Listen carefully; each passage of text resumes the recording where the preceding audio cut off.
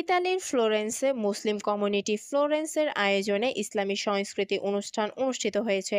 শনিবার সকালে Florence centre মসজিদ হল রুমে প্রতিযোগিতা অনুষ্ঠিত হয়। ইতালি প্রতিনিধি মোল্লা মনিরুজ্জামানের রিপোর্টে জানাচ্ছেন মিম আহমেদ। প্রবাসের মাটিতে বেড়ে ওঠা শিশু কিশোর কিশোরীদের মাঝে ইসলামী সংস্কৃতি বিকশিত করার লক্ষ্যে এই সাংস্কৃতিক প্রতিযোগিতা অনুষ্ঠিত হয়।